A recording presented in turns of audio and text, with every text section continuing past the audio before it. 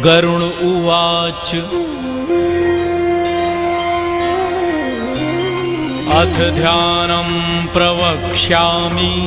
शृणु सर्वाङ्गसुन्दरं यत्कृतं देवदेवेन ध्यानं हनुमतः प्रियं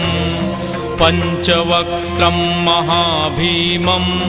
त्रिपञ्चनयनैर्युतं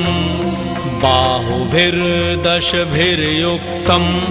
सर्वकामार्थसिद्धिदं पूर्वं तु वानरं वक्त्रं कोटिसूर्यसमप्रभं दंष्ट्राकरालवदनं भ्रिकुटिकुटिलेक्षणम् अस्यैव दक्षिणं वक्त्रं नारसिंहं महाद्भुतम्